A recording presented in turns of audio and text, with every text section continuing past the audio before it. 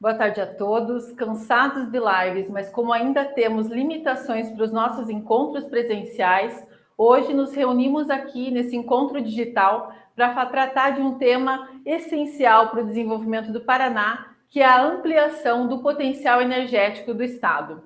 E graças à Combo e à Pixel, hoje esse evento será apresentado aqui na nossa fábrica virtual. E ali no fundo vocês conseguem ver as nossas redes de transmissão, que são a pauta aqui do nosso debate. Peço desculpas pelo atraso que nós tivemos aqui no início, mas nós tentamos desenvolver um evento diferente para a gente poder interagir de uma forma diferente hoje, que não fosse só mais uma live, mais uma reunião no Zoom. Todos vocês que nos acompanham podem mandar suas perguntas pelo chat, que depois nós abriremos para o debate. E para apresentar esse evento de hoje, eu não estou sozinha, chamo aqui a minha companhia. Boa tarde, Elô, boa tarde a todos.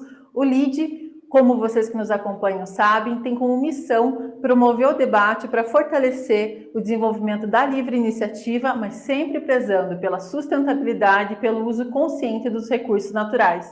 E sem energia não há desenvolvimento. Os nossos convidados para o fórum de hoje são Moacir Carlos Bertol, que é diretor-geral da Copel Distribuição e Transmissão, João Arthur Mor, que é gerente de assuntos estratégicos da Federação das Indústrias do Paraná e também coordena o Conselho Temático de Energia da Federação, Márcio Daniel Neves, que é diretor de implementação do Sistema de Transmissão Gralha Azul, Alexandre Zucarato, que é diretor de planejamento do Operador Nacional do Sistema Elétrico, e temos a participação super especial do presidente do LIDE Energia, Roberto Genetti da Fonseca. Elô, é com você. E para dar início ao nosso fórum, eu chamo o Moacir Carlos Bertol, que é diretor-geral da Copel Geração e Transmissão, para falar sobre a situação atual do sistema elétrico no estado do Paraná e a importância desses novos reforços. O Moacir, ele esteve à frente do Ministério de Minas e Energia até 2019, atuando na Secretaria de Planejamento e é um profundo conhecedor do tema. Moacir, é com você. Boa tarde, senhoras e senhores. É uma honra para mim poder participar desse fórum com o tema Obras Estruturantes ampliam o potencial energético do Paraná. Quero cumprimentar os participantes desse painel que comigo estarão presentes aí debatendo, apresentando suas ideias, as condições do setor elétrico paranaense e também nacional, sua capacidade de produção, transmissão, distribuição de energia, promovendo a segurança energética dessa infraestrutura para o desenvolvimento do país. Quero cumprimentar o diretor de planejamento do Operador Nacional do Sistema ONS, Alexandre Zucarato, meu amigo, profundo conhecedor do setor, e recentemente assumiu a diretoria de planejamento do ONS, já está desenvolvendo aí com bastante brilhantismo e capacidade essa função. Quero cumprimentar também o Márcio Daniel Neves, diretor de implantação do sistema de transmissão Gralha Azul. Teremos oportunidade também de falar da relevância, da importância desse empreendimento para o Paraná, para o setor elétrico, muito importante também. Quero cumprimentar o João Arthur, gerente de assuntos estratégicos da FIEP, Federação das Indústrias do Paraná e coordenador do Conselho Temático de Energia da Federação.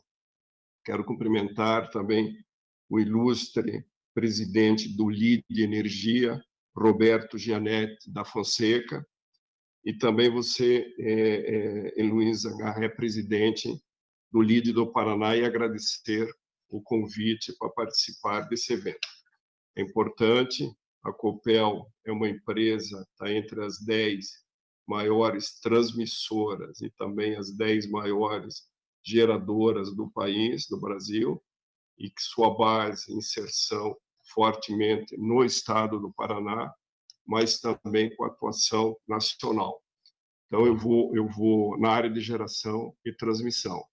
Eu vou fazer um contexto, uma apresentação do conteúdo, da abrangência da Copel, dando um foco no Paraná, e também as expectativas de ampliação da geração, da transmissão, essas obras que estão indicadas e também determinadas no Plano Nacional de Energia e também no PDE, Plano Decenal de Expansão de Energia, com horizonte de 10 anos. Isso aí que sinaliza toda a expansão da geração e transmissão para o atendimento da demanda e para o atendimento da carga. Como se falou, Elisa, eu tive a honra de estar na Secretaria de Planejamento e Desenvolvimento Energético do Ministério de Minas e Energia por 8 anos, e foi nesse contexto que o setor elétrico teve uma grande expansão da geração e transmissão para prover a segurança energética do país. Como nós temos um sistema predominantemente hidrotérmico, com as entradas também das fontes intermitentes, eólicas, solar, agora mais recentemente com uma grande participação na matriz, em determinados momentos, nós verificamos dificuldades no sentido da segurança na operação do sistema, por ser nesse momento de crise hídrica, com baixas precipitações do sul, que nós vamos verificar. Aí a gente percebe a importância da otimização energética, que isso é feito pelo sistema de transmissão entre as regiões no Brasil para atendimento à carga. E essa é uma responsabilidade, uma competência do operador que o Zuccarello vai fazer. Então, por favor, você poderia já começar a minha apresentação. Eu vou falar com um programa mais ou menos institucional. Vou começar com a missão, visão e valores da Copel para a gente colocar, e depois isso. Qual é a missão da Copel? É prover energia e soluções para o desenvolvimento com sustentabilidade. A visão, ser referência nos negócios em que atua, gerando valor de forma sustentável. E os valores, ética, respeito às pessoas, dedicação, transparência, segurança e saúde, responsabilidade e inovação. Essa é a sua missão, valor e a nossa visão da Copel, que é do grupo Copel, geração, transmissão, distribuição e comercialização, e a Copel, geração e transmissão, uma subsidiária integral que replica esses valores. A Copel atua em 9 estados da federação em geração e transmissão, desde o Maranhão, Mato Grosso, com sistema de geração, usina de colíder e sistema de transmissão, fortemente no estado do Paraná. Podemos destacar também a atuação no Rio Grande do Norte, hoje, na geração eólica, a Copel é a terceira geradora eólica, de energia eólica no Rio Grande do Norte, e a quinta no setor elétrico brasileiro. Então, essa é a posição da Copel. Como eu falei, nós estamos preocupados com foco em atender o suprimento elétrico-energético no Paraná, essa infraestrutura, mas também nas áreas de geração e transmissão, um foco de oportunidades nacional de expansão e de geração. Nosso objetivo é sermos extremamente eficientes na operação e manutenção dos nossos ativos existentes, nosso portfólio existente, e também estarmos preparados e competitivos para crescer, para expandir na geração, para expandir na transmissão, e sabemos aí quem é do setor e que tem visto isso, segmento de geração e transmissão são extremamente competitivos, e só empresas muito bem qualificadas, muito bem estruturadas, com uma capacidade de execução dos projetos que vão poder crescer e expandir e fazer frente às demandas que o setor requer. O que a Copel tem em quilômetros de linhas de transmissão, os ativos de transmissão? Nós temos 4.562 quilômetros de linhas próprios, 100% Copel, e 3.135 em participações, totalizando 7.697 quilômetros de linhas de transmissão de rede básica, tensão 230 e 500 kV, rede básica. Essas são as tensões que é a de rede básica que a Copel atua. Temos 50 subestações, 41 subestações em participação e 9 subestações próprias. Está invertida, são 41 subestações próprias e 9 em participações. Contratos de concessão, nós temos 22 contratos de concessões e temos também, aí para dar a dimensão da Copel Transmissão, algo em torno de quase 1,1 bilhões de receita anual permitida em razão da disponibilização dos nossos ativos de transmissão. Então, como eu falei, é o foco de nós, essa infraestrutura são duas empresas, uma empresa de geração e uma empresa de transmissão. Essa é a dimensão da nossa empresa de transmissão. E aqui vou fazer um repórter também sobre a Copel Geração JET no Paraná. Qual é o próximo, por favor? Isso, esse é um mapa onde que coloca o sistema elétrico no Paraná, para ver as disponibilidades. Se destaca em azul os bipolos de corrente contínua do linhão de Itaipu, que gera energia em Itaipu e joga para o Sudeste, conectado no subsistema do Sudeste. Depois, quando nós formos falar a importância do Gralha Azul, porque o empreendimento Gralha Azul ele tem a importância também de ser uma alternativa ao escoamento da energia gerada em Itaipu. No caso do impedimento, alguma coisa desses bipolos, o escoamento dessa energia gerada em Itaipu. É uma forma de trazer essa energia de Itaipu dentro do estado do Paraná, para atendimento à região metropolitana de Curitiba, a região sul de Curitiba, pois provavelmente o Márcio vai dizer a importância e a dimensão desse empreendimento. Eu, quando estava no Ministério, foi um dos empreendimentos muito importantes que, no planejamento, que a gente sempre pedia os estudos da IPE para viabilizar essa interligação do sistema de Itaipu, trazendo dentro do estado do Paraná, confirmando uma segurança energética para atendimento do estado do Paraná. Felizmente, foi viabilizado esse estudo, foi a leilão, e é uma obra que está em construção. Como disse, é uma obra fundamental também para garantir o suprimento eletroenergético ao Paraná no horizonte de 30 até 2032. Então, a gente percebe aí que hoje, no horizonte nacional, tem 160 mil quilômetros de linhas de transmissão.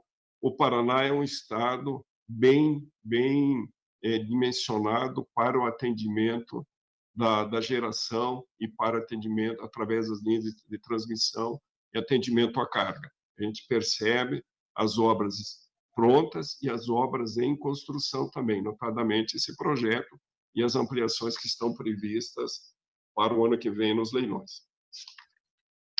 Aqui nós temos no PDE 2030 exemplos de instalações postergadas. Isso aí em função, estava previsto o leilão agora nesse final de ano, considerando a situação que o país estava vivendo com redução de carga, foram postergadas essas obras. Essas obras aí estarão previstas para o leilão do ano que vem, o leilão do primeiro semestre do ano que vem, esse leilão de transmissão, com um investimento de aproximadamente de 3 bilhões. E esse investimento garante a segurança energética para o horizonte de 2030. Isso aí é muito importante, interligação também com Santa Catarina, isso aí reforça a interligação com Santa Catarina, e essa é a visão que a gente tem do planejamento e que a Copel estará presente fortemente no momento que esse leilão for realizado na Bolsa de Valores em São Paulo, com as diretrizes do Ministério de Minas e Energia, o leilão realizado pela ANEEL, lá na Bolsa de Valores. Estaremos presentes e, como eu falei, dispostos a competir com players qualificados também. E hoje a Copel está muito bem estruturada. com logística, com pessoas, com capacidade de investimento e com gestão de projetos para poder fazer frente e obter sucesso nesses leilões. Vamos ser competidores, Márcio, com certeza, mas disputaremos aí com a intenção e a vontade de ganhar. E no planejamento da expansão de transmissão, a transmissão ela é determinativa no horizonte do POT, o Plano de Outorgas de Transmissão de Energia Elétrica, de 5 a 6 anos. Então, essas obras que estão consolidadas no POT, elas são determinativas, elas são necessárias para atendimento à carga, para atendimento à geração contratada e também as interconexões elétricas entre os subsistemas. Então, por isso que ela é uma obra determinativa.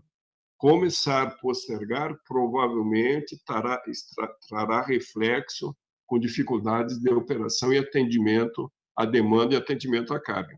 A partir do 6º ano, a transmissão é indicativa. Aí ela passa a ser indicativa também dentro do PDE como está estabelecido.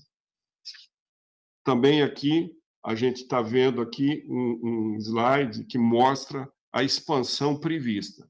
E aí, um fator importante para garantir também a segurança energética, atendimento elétrico energético ao SIM e ao sistema Gralha Azul, a previsão era entrar em operação em 2020, era ampliar a importação total do Sul, 21, aliás, de 10.500 megawatts para 10.800.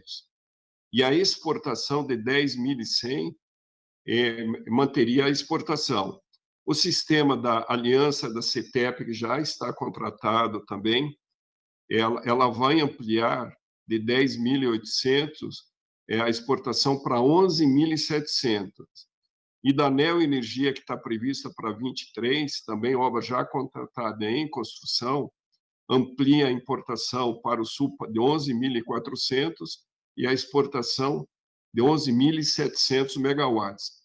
Então, isso representa essa ampliação para garantir a expansão do setor. Esse investimento previsto aí no horizonte de 26 e 27 no Paraná é algo em torno de 2,6 bilhões de reais e também na distribuição mais 340 milhões de reais. Essa é a expectativa de conectar as obras de transmissão com a rede básica, com a distribuição.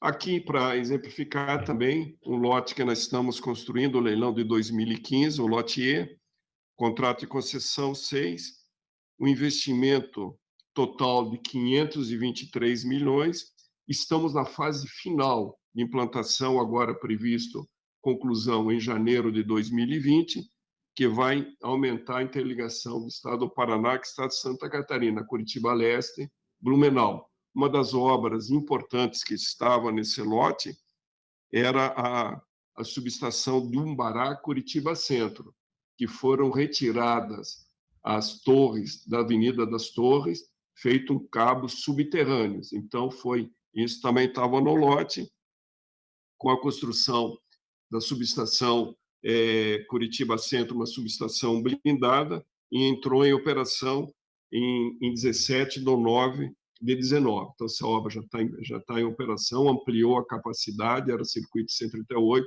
agora estão com 2 circuitos de 230 kV isolados subterrâneos. Então, esse é um panorama da Copel Transmissão, as expectativas de leilões para o ano que vem. E tem um leilão que eu gostaria de falar também, muito importante, que depois nós vamos verificar.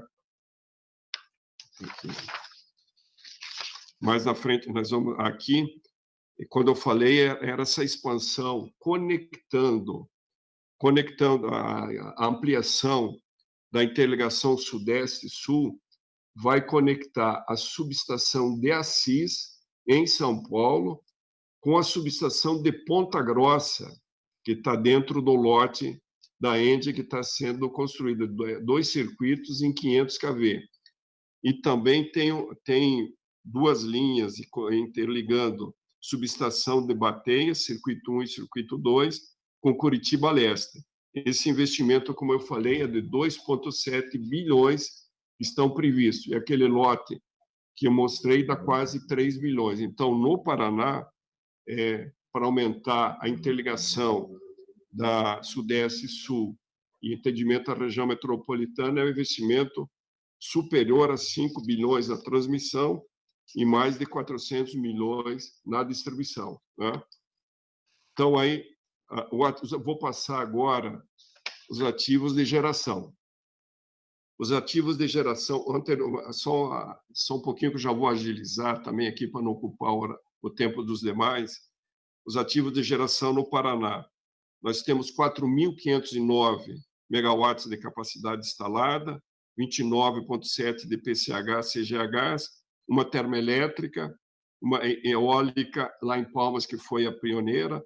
Em participações, nós temos 5 usinas, 982 megawatts, e a usina termoelétrica de UEGA, que é em participação Copel com a Petrobras. Então, aqui os ativos de geração da Copel, aquele outro mapa, por favor, agora. Aí mostra os ativos instalados, que as grandes usinas que a Copel tem são no Rio Iguaçu, GBM, Segredo e Caxias, são as grandes usinas que representam quase 80% da nossa capacidade instalada. Então, são as 3 grandes usinas. Vencimento da concessão de GBM em setembro de 24, e a Copel está fazendo todos os esforços para repor esse portfólio aí de geração com a perda e com o vencimento da concessão, perda da parte dessa energia de GBM. Então, essas são as usinas do Rio Iguaçu. Nós estamos em construção. Próximo, por favor. Nós estamos em construção a PCH Bela Vista, que é do leilão A-6 de 2018, né? Investimento de 217 milhões, hoje tem 450 empregados trabalhando na obra, 29,7 de capacidade instalada e 18,5 megawatts médios de garantia física de energia. Então, comercializado no ambiente regulado e também uma parte de energia no mercado livre. A primeira máquina entra em março, a segunda em abril e a terceira em maio. Dá-se de destacar, mesmo com a crise da pandemia, dificuldades para trabalhar, vigilância em cima disso, todos os procedimentos, só tivemos uma pequena interrupção por conta de um decreto municipal que suspendeu as obras por 21 dias. Em abril, elas foram retomadas e estamos cumprindo um cronograma estabelecido no plano de negócio que estabelece, como eu falei, a nova visão da Copel na gestão de projetos. Então, aqui nós temos também o próximo, as usinas previstas no PDE. A nova fronteira são as usinas do Rio Piquiri, usinas de Ercilândia, Apertados e Comissários, já estão no PDE, no plano decenal PDE 2029, e também o HE Telêmaco Borba. Isso representa um total de 484 megawatts, investimento de 4 bilhões. Isso aí é a expectativa dos licenciamentos que a gente tem para poder participar do leilão, e a Copel também vai competir, vai concorrer para ser a vencedora desses projetos.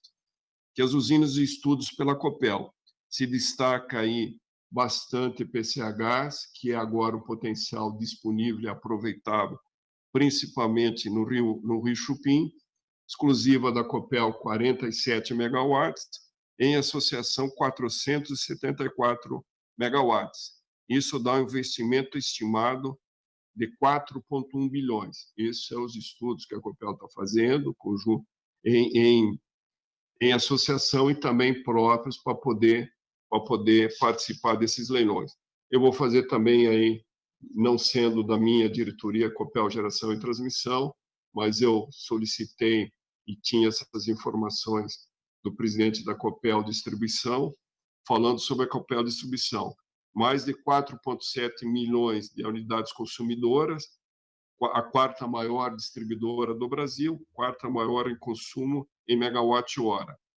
9.700 MVA de capacidade instalada em subestações e 8.200 quilômetros de linha de distribuição de alta tensão, linha de alta tensão 69 e 138 kV, não de rede básica, que é da Copel Geração e Transmissão, 69 kV e 138 de alta tensão. Aqui é importante destacar aí os investimentos da Copel associado ao sistema de gralha azul. Para atendimento à carga e fazer a conexão da rede básica de fronteira, serão 16 novas subestações, 138 linhas de 138 quilômetros, novas subestações de 138, 15 unidades, 27 novos transformadores e total de linhas de transmissão de 138, 351 quilômetros de linhas de transmissão, de distribuição de 138 kV. Um investimento de 700 milhões na distribuição para associados à gralha azul. Então, aí, para finalizar, eu vou mostrar para o próximo, por favor, os investimentos previstos na transmissão em 26, 2,7 bilhões no Paraná, até 2030, mais 1,8 bilhões. Na geração, até 2026, 4,1 bilhões. 27 a 29, 4 bilhões. E na distribuição, 700 milhões em 23 e até 26, mais 350 milhões. Isso é dentro da expectativa que está previsto no PDE, os investimentos previstos para o Paraná para fazer atendimento, dar a segurança ao desenvolvimento socioeconômico do Estado em consonância com o potencial energético do Paraná. Por isso que é muito importante esse fórum para a gente debater e demonstrar aí a atenção que a Copel tem nesse segmento de infraestrutura, que é geração, transmissão e distribuição de energia elétrica. Muito obrigado aí pela essa primeira apresentação. Depois estarei à disposição para os debates e os comentários e os questionamentos que se fizerem necessários e oportunos. Perfeito, Moacir. Foi ótima a tua explanação. Com certeza são muitos investimentos e investimentos super importantes. Nós estamos aqui nesse cenário sugestivo porque a gente quer mais indústrias aqui no Paraná. E nós temos feito um grande esforço para a atração desses investimentos e instalação de novas indústrias, principalmente nas áreas de baixo IDH do nosso estado, porque nós acreditamos que gerando empregos nós transformamos realidade. E mais eficiência energética é essencial para garantir esses investimentos. Eu chamo agora para falar sobre esse panorama de industrialização aqui no nosso estado, o João Arthur Mor, que é o superintendente da FIEP e está aqui conosco hoje. Com você, João. Boa tarde, Heloísa. Obrigado aí pelo convite da LIDE, a Heloísa, presidente da LIDE do Paraná. Obrigado também aí a parceria aí da Copel, o Moacir, né? Sempre a Copel, um ótimo atendimento, premiada aí também, o Moacir responde pela geração, transmissão, mas também os colegas que respondem pela Copel Distribuição, premiada aí como a melhor distribuidora da América Latina por diversos anos seguidos, né? Nós temos aí a felicidade de ter uma Copel ativa aí no estado do Paraná, vendo a energia aí para as indústrias. Também cumprimentar o nosso amigo Márcio, do Sistema de Transmissão Gralha Azul, importantíssimo essa linha de transmissão, já foi citada, ele vai fazer a exposição depois. O Zucarato, do Operador Nacional do Sistema, muito obrigado aí pela parceria também. E hoje o Roberto Gianetti, aí da LIDE Energia. A FIEP, a Federação das Indústrias do Paraná, primeiro deixo um abraço aqui do nosso presidente Carlos Walter. Hoje é o nosso dia da reunião da diretoria mensal, então estava lá na diretoria, estou aqui com vocês, mas ele mandou um abraço aí para todos vocês da LIDE, todos os parceiros. Nós representamos 50 mil indústrias no estado do Paraná, que empregam quase 800 mil pessoas. Do ponto de vista do usuário, né? Aqui acho que a gente está representando exatamente isso, o maior consumidor de energia do Paraná e do Brasil, que é a indústria. Então, nós só temos uma indústria de alimentos, indústria automotiva, metal mecânico, mineração, vestuário, a indústria de base florestal, que é muito forte no Paraná, que é a indústria de papel e celulose, a madeireira, depois a moveleira, a indústria química, farmacêutica, em vários setores, e o custo da energia representa um importante custo dentro do setor produtivo, varia de 3% até 12%, conforme o setor, se ele é mais eletrointensivo ou não. Mas, de qualquer forma, a energia em si é um dos insumos mais importantes, se não o mais importante. Por quê? Você tem uma indústria, por exemplo, do setor automotivo. Você tem uma linha de produção e nessa linha de produção se estoca do teu lado a tua matéria-prima, as tuas peças, os teus componentes. Você faz, às vezes, o estoque just in time, com estoque pequeno, mas você tem o estoque de segurança. Estoque de segurança, às vezes, para 1, 2 dias, 3 dias. Outro tipo de indústria estoca um pouquinho mais de dias, né? Você tem o produto acabado, também o estoque, né? Propício para chegar nos nossos clientes, sejam eles, no caso de uma indústria de alimentos, os supermercados, mercadistas. Então, você tem como formar esse estoque também de produto acabado. A questão da mão de obra, né, numa linha de produção, com gente operando, mas se faltar, de repente, uma pessoa, falta um funcionário, porque teve um problema de doença naquele dia, não pode vir, você consegue colocar outra pessoa no lugar. Agora, a energia, gente, energia não tem jeito. Por mais que se tente aí estocar energia, como já foi falado no passado, a gente não tem como armazená-la em grande quantidade, que era até o que acho que se pensava na época, mas nós não temos como armazenar energia em uma quantidade suficiente para tocar toda uma linha de produção de uma grande indústria, ou até mesmo uma média indústria. Algumas indústrias têm sistemas de geração próprio, né? Algumas indústrias têm outras fontes de energia, mas todas elas estão ligadas à rede de distribuição da Copel, nas linhas de transmissão, algumas com subestações próprias. Então, a energia é fundamental. Isso é muito, muito, muito importante, a confiabilidade nessa energia. Cada vez mais a indústria ela está desenvolvendo processos automatizados de controle lógicos de processos, CLP, a famosa indústria 4.0, a IoT, a Internet das Coisas. Então, você tem toda essa questão de tensão, né, que é a energia, quando chega numa indústria, essa indústria consome energia, entrada em determinadas tensões. Se você tiver micro variações de tensão, isso pode desligar linhas de produção. Então, é fundamental a confiabilidade, é fundamental a qualidade dessa energia, é fundamental o volume também, que tenhamos energia em todas as partes do Paraná, e o preço, obviamente, também.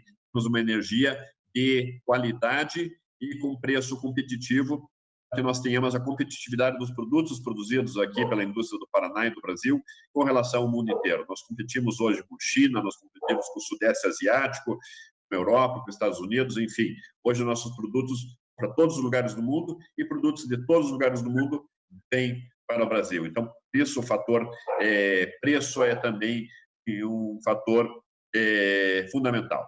E quando uma indústria vai se instalar, a Heloísa bem falou no início da fala dela, né, que nós estamos fazendo um trabalho muito grande de ampliação da nossa capacidade industrial, ampliação de todos os nossos processos produtivos, seja as indústrias aqui instaladas, ou seja as indústrias que vêm de fora.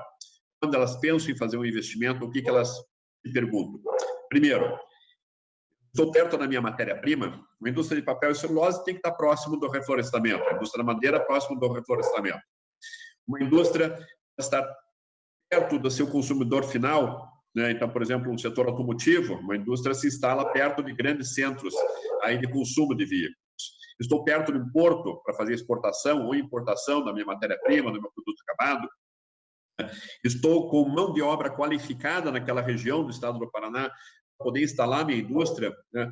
Mas um dos critérios mais importantes para a indústria se instalar é: eu tenho energia naquele ponto que eu vou instalar minha indústria, eu tenho energia de qualidade, né, em quantidade necessária, no preço que ela precisa ter para ser competitiva. Então, essa parte de energia, como eu falei, ela é fundamental. Felizmente, a Copel tem essa qualidade.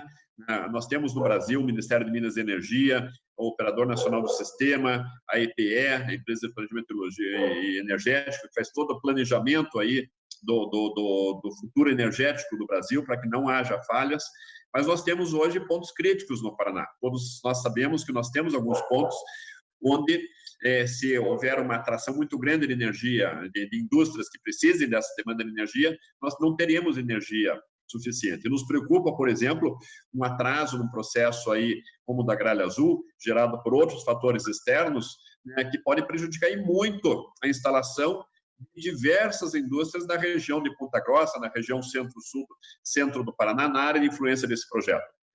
Falou já o Moacir, presidente da geração e transmissão da Copel, a importância desse projeto, depois vão ver em detalhes ele, mas nós não podemos, hoje o tempo para a instalação dessas novas linhas de transmissão, de todas essas subestações do projeto da Gralha Azul, é importantíssimo que possam ser atraídos investimentos, e com esses investimentos, a geração de renda, a geração de empregos de qualidade e a melhoria da qualidade de vida das pessoas. Você consegue melhorar a qualidade de vida das pessoas gerando emprego, empregos de qualidade. Empregos de qualidade vêm investimentos, e investimentos, todos eles precisam de energia. Então, é fundamental, por exemplo, na parte da região Paiporã, Pitanga, uma região de baixo IDH, bem no centro do estado, que nós tenhamos esses investimentos feitos justamente aonde está passando por perto ali as linhas de transmissão. A Copel tem um planejamento para isso, mas é muito importante que a gente veja esses investimentos acontecerem. O Moacir falou de alguns investimentos que vêm aí pela frente, nós não podemos ter as entraves, muitas vezes externos, questões ambientais que foram discutidos em todo o processo, discutidos durante 3 anos, para daí sair as licenças prévias, licenças de relação, e, de repente, um juiz dá uma canetada e emite uma liminar, parando todo um processo que envolve quase 5.000 pessoas, mas isso, depois eu vou deixar que o Márcio, acho que vai fazer a sua apresentação nesse caso específico. Mas para a indústria é muito importante isso, é a continuidade. O planejamento feito pelo Ministério de Minas e Energia, através da EPE, através do Operador Nacional do Sistema, a nossa Copel continuar com o planejamento que ela tem, forte, para que possamos contar com energia de qualidade em todos os lugares do Paraná. A Copel tem feito um grande trabalho agora no programa Paraná Trifásico. Nós temos regiões do sudoeste, especialmente do Paraná, oeste do Paraná, e nós temos deficiências, porque nossas linhas são antigas, são monofásicas. Trifásica é uma região onde venta muito, então você tem constante quedas de árvores, de postes, e com isso você acaba tendo uma redução de oferta de energia, até o cerceamento dessa energia, a queda total dessa energia. E quando a gente fala de um aviário, né, que alimenta frangos, milhares de frangos, se você ficar, às vezes, 5 horas sem alimentação e sem refrigeração ou sem aquecimento, conforme a época do ano, você começa a gerar mortalidade. Isso gera um problema gravíssimo do ponto de vista econômico e do ponto de vista ambiental. Então, a Copel já tem planejado aí 25.000 quilômetros em linhas do Paraná trifásico, já está cumprindo aí 2.500 já nesse primeiro ano. Ano que vem a gente espera ter mais 5.000 quilômetros feitos aí de linhas chamado Paraná trifásico.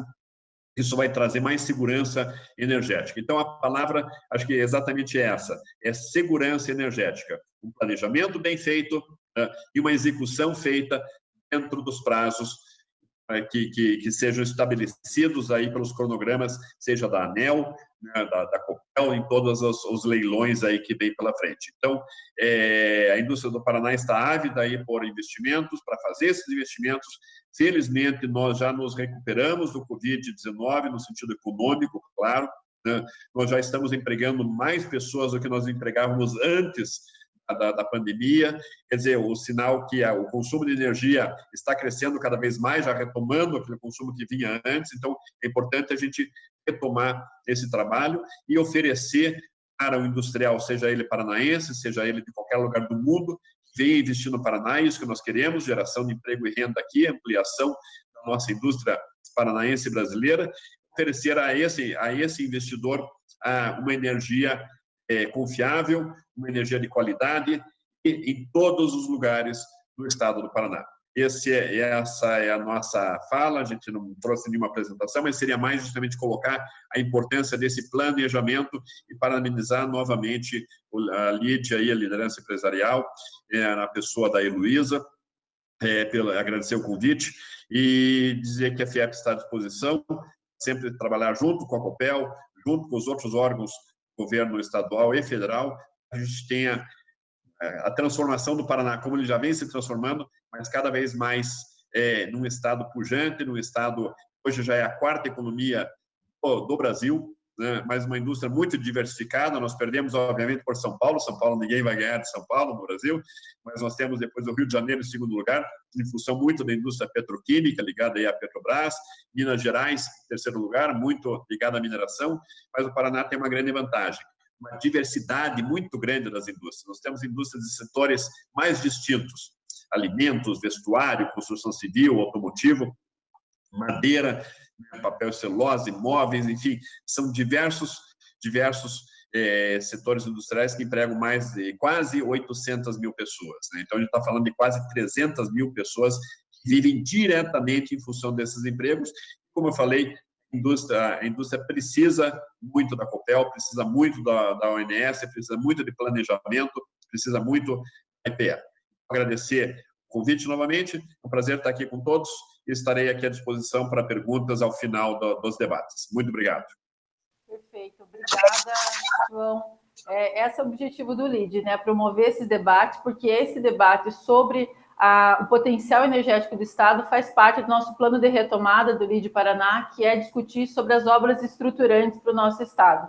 E para falar sobre o Sistema Gralha Azul, que é uma das obras importantes em andamento aqui no Sistema Energético Nacional, quero chamar o Márcio Neves, que está à frente da implantação do projeto, para contextualizar um pouquinho sobre os benefícios e os números dessa obra, que ela está atingindo aí 27 municípios que fazem parte desse traçado.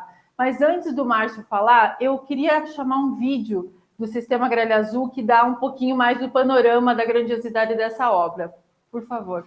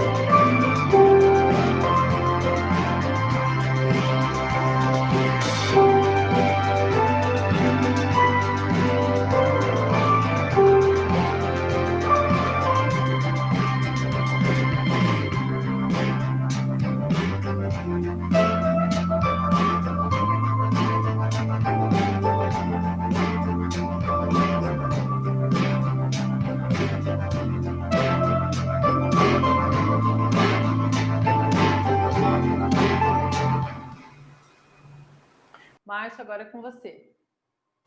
Boa tarde, Luísa. Boa tarde a todos. Boa tarde, colegas. Quero agradecer as palavras do Dr. Moacir aí, que deu uma aula para nós, falando sobre sistema de transmissão de energia. Dr. João Arthur, que falou da importância da energia para os sistemas, para o desenvolvimento da indústria do Estado do Paraná. E aos demais colegas, o Roberto Janetti e o Alexandre Zucarato, que vão falar posteriormente. Inicialmente, para falar de Gralha Azul, acho que é importante destacar um pouquinho que ele é um projeto da ENGIE. Quem é a ENGIE? A ENGIE ela é a maior geradora privada de energia do Brasil.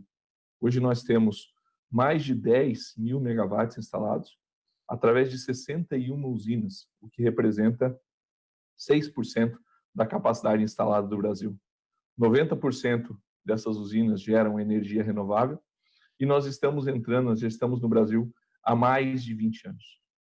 Estamos entrando agora com o sistema de Gralha Azul na área de transmissão de energia. Gralha Azul é o nosso primeiro grande projeto de transmissão. Temos um segundo projeto que também já está em implantação nos estados do Pará e Tocantins. E o que é o sistema de transmissão Gralha Azul? Ele nada mais é do que um grande sistema de transmissão que é composto por 15 linhas de transmissão que totalizam 1.000 quilômetros, 10 subestações, sendo elas 5 novas subestações nos municípios de Ponta Grossa, Castro, Irati, União da Vitória e Guarapuava, e a ampliação de 5 subestações existentes, sendo 3 delas da Copel, em Bateias, em São Mateus do Sul e Ponta Grossa do Sul, e 2 subestações da Eletrosul que também serão ampliadas para permitir a interconexão dessas nossas linhas de transmissão.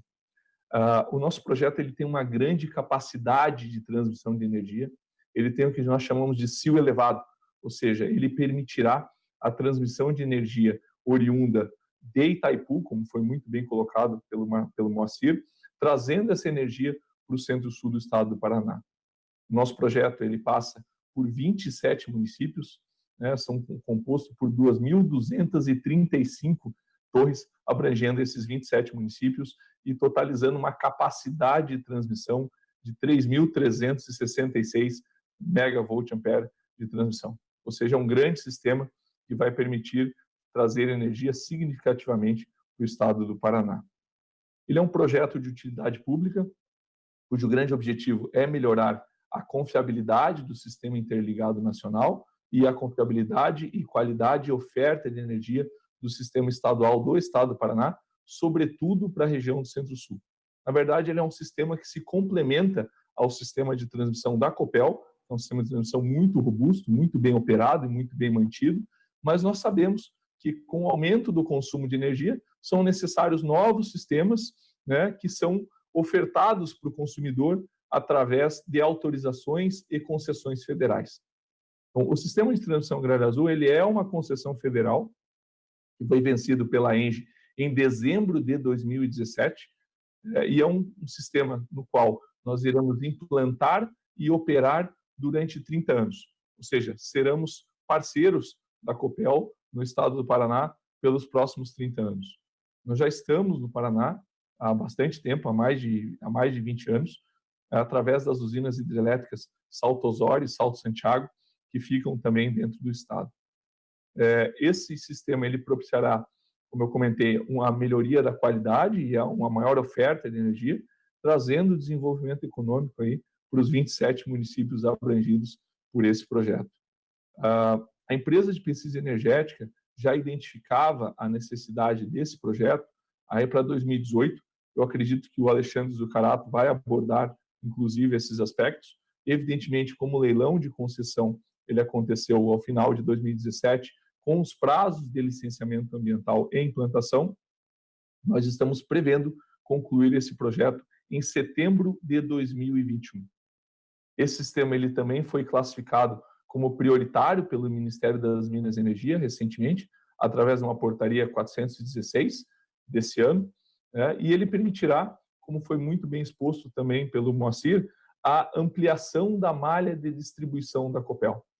Então, teremos 16 novas subestações, 15 novas linhas de distribuição, 351 quilômetros de linhas de distribuição que permitirão que a energia transmitida, trazida pelo sistema de transmissão Gralha Azul, possa ser distribuída ao longo desses 27 municípios aí da região centro-sul do estado do Paraná.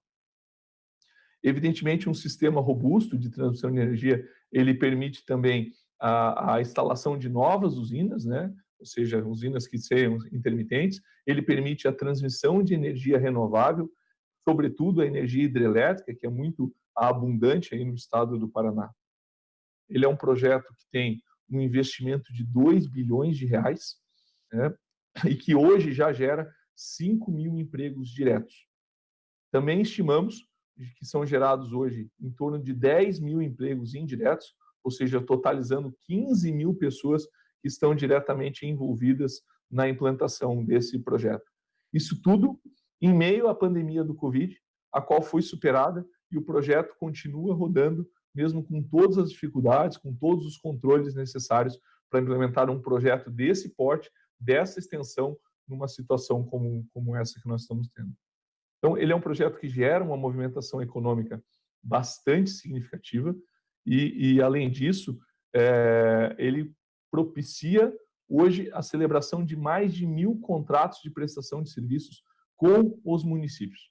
Então, são fornecimento de insumos, são hotéis, são restaurantes, enfim, ele, além da geração direta de empregos, ele propicia uma movimentação econômica bastante significativa, sobretudo no momento de pandemia, onde nós tivemos uma retração econômica bastante significativa. Só impostos federais, estaduais e municipais também são gerados entre 40 e 50 milhões de reais que são pagos, e temos investido também em torno de 40 milhões de reais aí em programas ambientais, compensações ambientais e investimentos sociais privados. Podemos destacar alguns investimentos sociais privados, agora durante a pandemia, que estão associados a projetos com doações de testes, desenvolvimento de projetos em conjunto com o BNDES, com um projeto que se chama Salvando Vidas, no qual nós estamos investindo e ajudando 24 hospitais dentro do estado do Paraná, com investimentos aí da ordem de R$1 milhão. Então, esses são alguns exemplos de projetos sociais que são desenvolvidos no âmbito do Sistema de Transmissão Agrária Azul. A obra hoje está com 65% de avanço físico. Nossa previsão seria concluir a obra em setembro de 2021, propiciando, então, esse incremento na oferta de energia no estado do Paraná. Não tem como falar dos benefícios do Sistema de Transmissão Agrária Azul sem falar também dos cuidados ambientais que são tomados pelo projeto desde o seu desenvolvimento. Como ele é uma concessão federal, na qual foi vencida pela ENGIE no final de 2017, nós iniciamos os estudos ambientais no início, em fevereiro de 2018. Então, todas as etapas do processo de licenciamento foram cumpridas à risca através de um extenso estudo. Nós amadurecemos muito o nosso traçado e conseguimos desviar de todas as unidades de conservação, de todas as reservas particulares de proteção natural, de todos os núcleos comunitários, núcleos turísticos e áreas sensíveis. Ou seja, ele é um projeto muito maduro do ponto de vista ambiental. Além disso, ele é inovador em alguns aspectos. Nós utilizamos torres mais altas, e torres mais altas resultam em cabos mais altos, consequentemente, diminui a necessidade de corte de vegetação, de supressão de vegetação entre os vãos. E também tomamos uma outra iniciativa totalmente pioneira, que é o lançamento dos cabos das linhas de transmissão 100% usando drones. Isso é um ganho ambiental bastante significativo associado ao projeto. Nós lançaremos mais de 13 mil quilômetros de cabos usando drones. É uma iniciativa pioneira, nunca utilizada nessa escala no Brasil. Com isso, nós não precisaremos fazer a supressão de vegetação entre as torres, entre os vãos das torres. A consequência disso é que a supressão de vegetação do projeto ela é de apenas 2% da área diretamente afetada, o que é um número muito pequeno se comparar a um tamanho, a relevância num projeto como esse e a uma extensão de 1.000 quilômetros de linhas de transmissão. Então, esses são alguns exemplos que demonstram não só os benefícios sociais, os benefícios na oferta de energia que o projeto traz, mas também cuidados ambientais que são sendo tomados desde o início da implantação. Para concluir, a gente também tem proposto para os órgãos de meio ambiente compensações ambientais muito além da prevista na legislação. Isso faz parte da cultura da ENGIE, de estar fazendo muito mais do que é previsto. Então, nós hoje já propusemos para os órgãos ambientais compensações ambientais o dobro da prevista na legislação, e mesmo assim, como foi muito bem colocado aí pelo Dr. João Arthur, nós ainda vivemos um período de insegurança jurídica, no qual, mesmo após 2 anos de licenciamento ambiental rigoroso, onde nós obtivemos 100% todas as licenças ambientais emitidas pelo Instituto de Água e Terra, que é o órgão ambiental competente, e obtivemos todas as autorizações e anuências necessárias, tais de IFAM, Fundação Palmares, dos 27 municípios, do Conselho Estadual do Patrimônio Histórico e Artístico, ou seja, todas as licenças e anuências necessárias para a implantação do projeto. Nós ainda temos que lidar com a insegurança jurídica de ações civis públicas por organizações e pessoas que não participaram e que deveriam ter participado do processo de licenciamento, nas audiências públicas, durante o processo de licenciamento do projeto. Mas o que é importante destacar é que a empresa está muito segura, nós temos a certeza aí da sustentabilidade do projeto, da importância dele para o Estado do Paraná, e nós agradecemos o apoio da FIEP, o apoio da COPEL, o apoio de todas as instituições que vão fazer com que esse projeto seja concluído dentro do prazo para garantir e ajudar a COPEL a garantir a energia necessária para o Estado do Paraná. Muito obrigado, Heloísa. Mais tarde, fico à disposição aí para qualquer questionamento. Obrigada, Márcio. Pois eu quero voltar a um pouquinho a esse tema da questão ambiental. E como o Moacir Bertol comentou, essas obras previstas aqui no Paraná fazem parte do Sistema Nacional de Energia, que são essenciais para garantir a confiabilidade da nossa oferta. E para falar sobre a importância delas, eu gostaria de chamar o diretor de planejamento do Operador Nacional do Sistema Elétrico, Alexandre Zucarato. Por favor, Alexandre. Boa tarde, Heloísa, muito obrigado. Obrigado pelo convite, em nome da organização. Agradeço também, cumprimento aqui meus colegas de debate, João Arthur, Roberto Janetti, o Márcio Dayan, o Moacir Bertol. Uma satisfação dividir esse debate com vocês. Então, vou falar um pouquinho para vocês como Operador Nacional do Sistema Elétrico, como a gente olha para o sistema de transmissão. Vou falar um pouquinho, não vou me estender, porque o Moacir já aproveitou e já adiantou para mim, eu vou falar um pouquinho das obras previstas pelo Estado. Não vou listá-las, mas vou falar um pouquinho sobre os benefícios que nós estamos observando aqui do operador com a chegada dessas obras. Eu costumo falar que facilita a vida do operador quando a gente consegue ter os ativos planejados à disposição da operação. Planejar a rede, operar a rede planejada é muito mais fácil do que operar o sistema com a rede incompleta. As soluções estruturais que são desenhadas pelo planejamento, elas estão lá por razões. Não é por excesso, mas sim para atender critérios de confiabilidade, para assegurar, como diz a nossa missão, né, que a gente garante o suprimento de energia com qualidade e equilíbrio entre segurança e o custo global. Então, imbuídos nessa missão, as soluções de planejamento que são desenhadas pela EPE e quando começa a chegar perto do horizonte determinativo, como o Moacir Bertol comentou, entra do horizonte de um estudo chamado Plano de Ampliações e Reforços, onde a gente aloca no tempo as soluções estruturais desenhadas pela EPE em função da necessidade do sistema, em função da evolução da geração, em função da evolução da carga, a gente organiza no tempo as soluções estruturais e consolidamos, junto com a EPE, sob orientação do Ministério, essas soluções que dão origem ao plano de outorgas, o POT, que o Moacir já citou e conhece como a palma da mão, né, Moacir? Então, eu vou pedir para colocar a apresentação, vou tentar ser super sucinto e não vou repetir aquilo que já foi falado, portanto, pularei alguns slides, tudo bem? Então, vamos direto para os próximos 2 slides. Isso, nosso sistema elétrico, né, ele é um maior e um dos mais complexos sistemas já construídos pela engenharia da humanidade, né? O colega João Arthur comentou, né, a respeito da disponibilidade de insumos para a indústria, e a eletricidade tem essa natureza, né? Vou fazer aqui também uma referência à experiência do Janete, é a rainha das commodities perecíveis, né? A rainha das commodities perecíveis, né? Ela tem que ser consumida exatamente no instante que é produzida, ou melhor, ela precisa ser produzida no exato instante que ela é demandada pelo consumidor, né? E dentro desse sistema elétrico como um todo tem a rede de transmissão, né, que desempenha um papel fundamental para o sistema como um todo. Próximo slide. Então, o que o sistema de transmissão faz, né? Ele permite que a energia esteja sempre disponível a todos os consumidores, com confiabilidade, no momento que ela é necessária. Além disso, a rede também permite o uso da energia de menor custo, atingindo o maior nível de pessoas. Ou seja, se eu tenho geração disponível num estado da federação ou numa tecnologia de geração, uma hidrelétrica, uma termoelétrica, eu tenho solar, eu tenho eólica, a rede de transmissão é que permite a gente utilizar o recurso mais barato disponível para conseguir atender com confiabilidade ao menor custo possível. Próximo.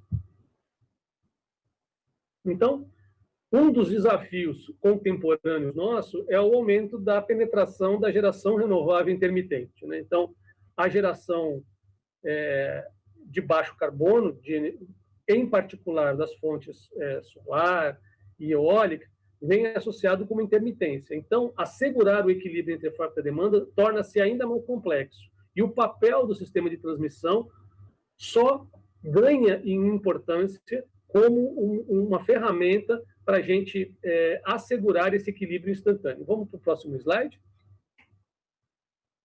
Então, aqui a gente tem uma visão de como a gente representa no Brasil os nossos grandes troncos de interligação. Então, a gente tem um grande subsistema norte, um grande subsistema nordeste, um grande subsistema sudeste e centro-oeste. No setor elétrico, a gente usa uma geografia diferente, até Acre e Rondônia a gente coloca no sudeste e centro-oeste. Né? E temos o subsistema sul. Né? Então, existem 4 grandes interligações, né? Entre o sul e o sudeste, entre o sudeste e o nordeste, o sudeste e o norte, entre o norte e o nordeste. E eu vou falar um pouquinho mais dessa grande interligação entre o sistema sudeste e sul. Vamos para o próximo slide. Né? E essas interligações ajudam a gente a fazer o quê? Né? Pegar o que eu já comentei da diversidade, por exemplo, da ideologia de cada região brasileira, a diversidade da matriz energética que nós temos e aproveitar isso. Serve como uma usina virtual, gerando energia num lugar e consumindo energia no outro lugar, permitindo a otimização do uso desses recursos. Próximo. Então, basicamente, a gente aproveita hidroeletricidade e o vento no Nordeste, a hidroeletricidade e a bioeletricidade no Sudeste, o vento e pequenas centrais hidrelétricas no Sul, além das usinas hidrelétricas que já foram comentadas na apresentação, e maximiza o benefício da complementariedade da produção dessas usinas. Próximo. Em resumo, essas interligações de transmissão aumentam a disponibilidade de energia total do sistema, reduz o custo de operação e aumenta o nível de confiabilidade global. Ou seja, quando eu começo a malhar o sistema de transmissão, a ausência de um desses componentes ela é suprida por caminhos alternativos para assegurar que a carga estará sempre atendida. Próximo slide. Vamos falar um pouquinho, então, sobre a situação aqui no estado do Paraná e a importância desses novos reforços. Próximo slide. Eu não vou me estender muito aqui, porque o Moacir já explorou bastante, né, a natureza da topologia do sistema elétrico do Paraná. Tem aí seus 10 gigawatts de capacidade instalada, a sua prevista para 2025, né, uma demanda máxima aí de 7 gigawatts. A sua geração tem predominância de geração hidrelétrica, 78% dessa geração do estado do Paraná é de eletricidade, com destaque aí para os complexos do Rio Tibagi, Rio Capivari e o Rio Iguaçu, onde estão as grandes hidrelétricas. Na geração termoelétrica, um destaque, né, para a UTE Araucária, que fica na região de Curitiba. E sobre os troncos de transmissão, em vermelhinho aí está a transmissão em 525 kV, que tem um papel fundamental na interligação sul-sudeste, além de permitir o escoamento da geração hidrelétrica do Rio Iguaçu. E ali, nas outras cores, vão encontrar ali as redes de 230 e 138 kV, que interligam, além de o estado como um todo, faz interligação com os estados vizinhos ali. E a rede de 69 kV, mais a região metropolitana de Curitiba. Próximo slide. Vou dar destaque aqui ao que tem obras, né? Tudo isso que está pontilhado são as obras previstas no nosso horizonte do plano de ampliação e reforços. No próximo slide, eu vou dar um destaque para aquilo que já foi outorgado, ou seja, aquilo que já está com algum concessionário em processo de implantação. Estamos falando de 3,9 bilhões de reais de investimento nessas obras que já foram outorgadas. Próximo slide é a obra que está no nosso plano de ampliação e reforço, que ainda não foi otorgada, também já citado pelo Bertol, previsto para o leilão do ano que vem, aí, que é mais 1,3 bilhões de reais em investimento. Próximo slide. Vamos falar um pouquinho agora, então, sobre os benefícios para a gente poder caminhar para o encerramento da apresentação. Né? Então, a gente chama de RSU a capacidade de recebimento pelo Sul, né, que passa por um conjunto grande de linhas de transmissão. Na configuração atual, que é o destaque dessa barra em azul, nós temos aí 10,7 gigawatts de capacidade de recebimento, e à medida que as obras de infraestrutura forem entrando, a gente tem uma configuração associada àquela obrinha que está com destaque em verde, a segunda configuração, a obra que está com destaque em vermelho, em laranja a terceira configuração, que vão acrescentando aí mais 1,2 gigawatt na capacidade de recebimento do Sul, né? E ao longo das configurações nós vemos que a restrição limitante que está nessa tabela no canto inferior esquerdo da apresentação é o que provocava a limitação do recebimento do Sul, né? Então era a perda simples da linha Foz-Cascavel, a perda dupla da Foz e Ipaiporã e a perda dupla de Bateias e Biúna, né? Então, as configurações vão eliminando o fator limitante, e aí, quando a gente chega no final, a gente está limitado ali pelo desempenho estático da perda simples de Bateias, Curitiba, né? E cabe aqui destacar, né, quando a gente chama de fator limitante estático, é a capacidade da linha em regime permanente, e o fator limitante dinâmico é a capacidade do sistema, é o carregamento máximo naquela linha, que numa condição de contingência, perda simples ou perda dupla, a performance dinâmica do sistema é tal que você não tem corte de carga, né? O sistema sobrevive a uma perda da linha, porque ele vai balançar, né, em função dos desbalanços ali de geração e carga, o sistema passa por uma oscilação, mas ele sobrevive a essa oscilação sem corte de cargas. Então, a gente simula, a gente calcula qual que é esse máximo carregamento que o sistema suporta sem ter problemas de performance dinâmica no caso de perda da transformação, perda da linha de transmissão. Então, explicado em geral, vou passar rápido pelos demais slides, que são os outros grandes figuras de mérito que a gente usa, que é a capacidade de fornecimento do Sul, né, que sai de 6,6 GB e chega em 7 gigawatts, e o próximo slide é a capacidade de recebimento do Sudeste, né, que sai de 10,2 e chega em 11,7, ganhando 1,5 gigawatt na sua capacidade de recebimento pelo Sudeste, né? Então, isso são grandes benefícios sistêmicos desse conjunto de obras já outorgadas e aquelas outras ainda não outorgadas, previstas para o ano que vem no estado do Paraná. Próximo slide, para a gente concluir, nós temos, além desses benefícios sistêmicos, nós temos questões locais do estado do Paraná, melhoria no atendimento às regiões, com destaque à região Noroeste, região Oeste, região Centro-Sul e a região metropolitana de Curitiba. Nós também evitamos restrição de geração e também subtensões e sobrecargas nas condições de emergência.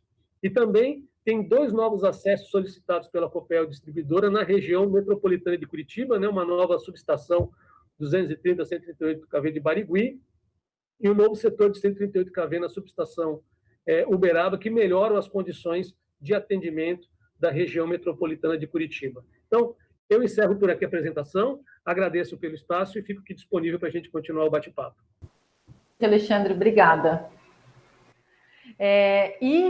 Para a gente concluir a fala dos nossos convidados e dar início ao debate, que eu acho que a gente vai ter um tempinho curto para debate, eu quero convidar o nosso presidente do Líder Energia, que é uma honra recebê-lo aqui conosco. Ele é um dos grandes nomes do nosso comitê, um dos meus mentores, o Roberto Gianetti da Fonseca. Quase virou um fórum nacional do LID, hein, Roberto? Desculpe. Muito obrigado, Heloísa. Parabéns pelo trabalho aí que você está fazendo. Acho que, pelo que eu estou assistindo aqui, uma verdadeira aula de energia elétrica, dos projetos estruturantes do Paraná. Quero cumprimentar o Moacir Bertol, o João Arthur Mor, o Márcio Neves, o Alexandre Zucarato, que me antecederam, e aprendi bastante aqui, viu? Já tomei nota aqui, muita coisa que eu não tinha ideia, e parabenizo aí a todos pelo grande trabalho, excelente trabalho que vem sendo feito aí no Paraná. Eu estou aqui em São Paulo, sou do presidente do LID Energia, não sou engenheiro, sou economista, portanto, vou tomar muito cuidado no que eu vou falar aqui para não pisar na bola, porque eu vi que eu tenho grandes experts aqui sobre energia, e claro que não vou repetir também o que vocês falaram, talvez não tivesse nem capacidade para isso, mas vou tentar buscar alguns aspectos estratégicos de como que eu assisto a evolução do sistema elétrico no Brasil e até no mundo, porque eu acho que falta colocar aqui para os nossos ouvintes algum pouco da perspectiva da transição que nós estamos tendo no mundo da energia. E claro que isso abre uma reflexão aqui para debate Se depois vocês, por favor, tiverem alguma divergência ou alguma dúvida sobre o que eu falar, vamos aí entrar no debate em seguida. Como economista, eu vejo assim que a energia é um fator de produção fundamental. Nós sempre temos na economia a preocupação da competitividade dos fatores de produção. E quando a gente pensa num sistema elétrico, o ideal é aquele sistema elétrico que trabalha com qualidade, com segurança, com confiabilidade e, especialmente, com competitividade. Porque o custo final dos nossos produtos, o insumo eletricidade, em maior ou menor escala, especialmente no eletrointensivo, como falou o João Arthur há pouco, ele é extremamente sensível e, se nós não tivermos energia competitiva, nós não vamos conseguir exportar os nossos produtos para outros países e até não vamos nem poder concorrer com os produtos dos outros países no nosso próprio mercado. Portanto, energia competitiva é quase que uma situação imprescindível para uma economia se desenvolver. E aí eu pergunto, temos nós no Brasil hoje uma energia competitiva? Lamento dizer minha percepção, não temos.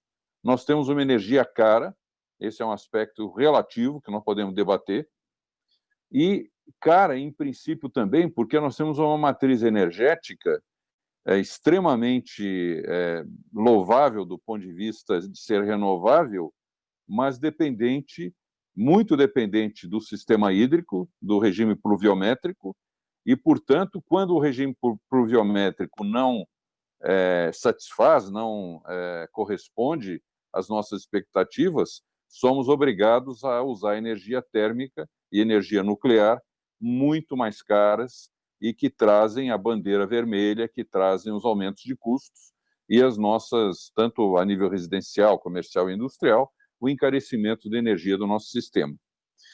O que a gente percebe no mundo, e eu aqui provoco vocês especialistas nisso, é um modelo em transição, onde nós vemos quase como um mantra do sistema de energia hoje, os três Ds, que é a descentralização, a descarbonização e a digitalização. Esses 3 Ds dão a tendência do que o sistema de energia está apontando para o futuro. E aí eu entro num tema que não foi falado aqui, que é o que tem representado e que pode representar, segundo dados da própria EPE, o sistema de geração distribuída no país. Nós hoje temos apenas 2 gigas em GD de potência instalada. Sistemas de microgeração e mini-geração distribuída, tanto em residências quanto em indústrias, estabelecimentos comerciais, propriedades rurais, serviços públicos, etc. Desses sistemas de GD, a fonte de energia solar fotovoltaica representa quase a totalidade, 99,8%, totalizando mais de 171 mil sistemas fotovoltaicos on-grid conectados à rede, investimento de aproximadamente 10 bilhões de reais desde 2012 nas 5 regiões do território nacional. Muito bem. Quais são as projeções, que não são minhas? A ANEEL prevê 1,2 milhões de sistemas conectados à rede até 2024, com 4,5 4,5 giga de capacidade instalada, o que é mais do que o dobro do que nós temos hoje. E a EPE prevê que serão instalados 78 gigas em sistema de geração distribuída até 2050, com destaque para microgeração residencial. Serão 33 gigas em geração residencial, 29 gigas em ambientes comerciais, 13 em ambientes industriais e 3 do próprio poder público. O sistema de geração solar, ele tem no Brasil um enorme potencial, que acho que nós subutilizamos no limite. Nós temos de 1.550 a 2.350 quilowatts por metro quadrado de área por ano. E, portanto, quer dizer, o Brasil entre todos os países do mundo, talvez ao lado da Austrália, de algum outro país, talvez até o próprio Estados Unidos e China, pelo tamanho do nosso território, pela insolação do nosso território, nós temos um dos maiores potenciais de energia solar do mundo. E a diversificação da matriz energética, nesse momento, eu acho que é extremamente bem-vinda, especialmente se ela é feita numa modalidade renovável e descarbonizada. Portanto, tanto eólica quanto solar tem, no momento, na minha opinião, um potencial enorme de crescimento, porque estão, inclusive, se tornando competitiva. Eu tenho acompanhado a eficiência energética das placas fotovoltaicas. A cada ano, melhora a eficiência das placas fotovoltaicas e cai o custo. Portanto, é quase que inevitável que, se nós formos falar de competitividade, de geração próxima do consumo de carga, próximo do ponto de carga, a geração distribuída começa a ter um ganho de eficiência, um ganho de competitividade fundamental. Aí se evita perdas por transmissão de energia, e por ser a disponibilidade da carga próxima do consumo, e também outras questões, equilíbrio da carga no sistema de rede, possibilidade de desenvolver uma cadeia produtiva nacional para a produção dos elementos das placas, todas as inversores e todos os equipamentos usados nessas energias, nessas fontes de energia. E quero aqui colocar mais um outro ponto importante nessa tendência, nessa transição, de procurar a otimização da nossa atual estrutura de fonte de energia hidrelétrica, que é a geração híbrida. Aqui em São Paulo, está sendo iniciada já em fase comercial, já passou por planta piloto, teste de eficiência, tudo, a chamada geração solar flutuante. E aqui eu chamo a atenção tanto da Copel quanto da ENGIE a possibilidade de combinação de energia solar flutuante nas usinas hidrelétricas, que inclusive a Chesf, em Sobradinho, já está lá há mais de um ano, uma planta, se não me falha a memória, de 1 mega, vai para 5 agora, e a Eletrobras já tomou a decisão, vai buscar planta solar flutuante em várias hidrelétricas importantes do país, porque é uma maneira de otimizar a relação de uma energia intermitente com outra que pode ser, portanto, otimizada do ponto de vista da vazão hidrelétrica e utilização combinada dessas duas fontes de energia. Em Minas Gerais, Copasa e CEMIG já estão também iniciando o projeto solar flutuante, e em São Paulo, a EMAI e a Sabesp, aliás, a Sabesp em autoprodução, que é o maior consumidor de energia do Estado, no bombeamento de água, passa a ter nos 40 reservatórios, no futuro muito próximo, energia solar flutuante.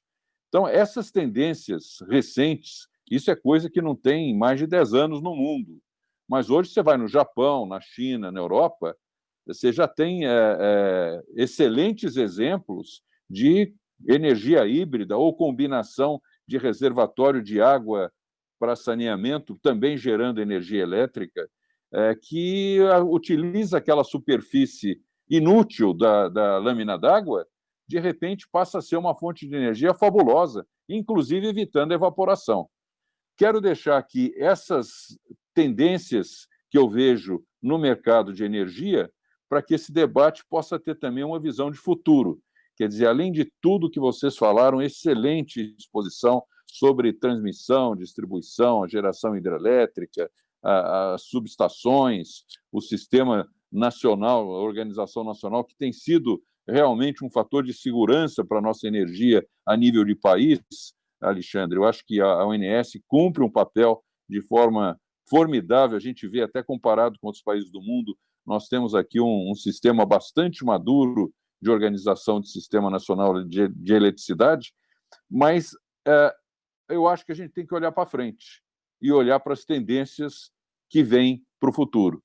E eu acho, então, que isso que eu trago aqui ao debate, a reflexão de vocês, é a contribuição que eu gostaria de dar nesse debate do LIDE Paraná sobre as obras estruturantes para o potencial energético do Paraná, que, com certeza, o Paraná, pelo tanto que tem de usinas hidrelétricas, PCHs, e pode, sem dúvida nenhuma, se tornar também um produtor de energia solar, principalmente, seja em terra, seja flutuante, para equilibrar o seu sistema instalado com um sistema intermitente de energia renovável e limpa e competitiva, que é o que é necessário hoje no mundo.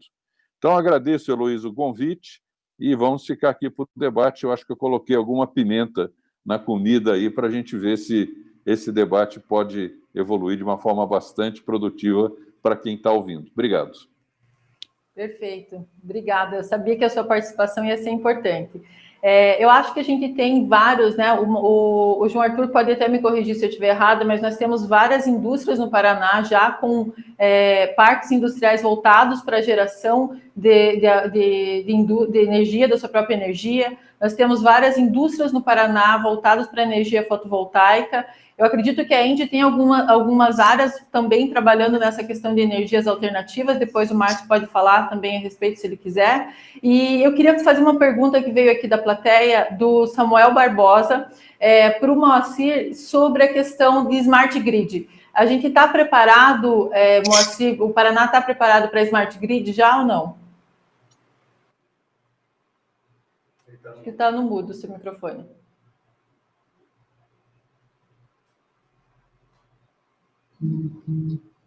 A Copel está se preparando, até lançou recentemente um projeto pioneiro, foi lá em Palotina, na sede da Civale, um projeto de rede inteligente de micro-redes.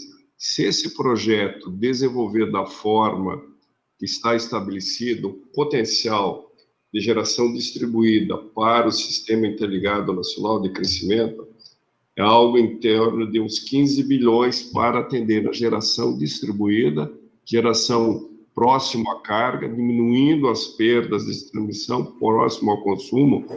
Isso aí é uma tendência que vai evoluir nesse sentido aí também de smart grid, microgerações distribuídas com redes com sinal locacional para instalação.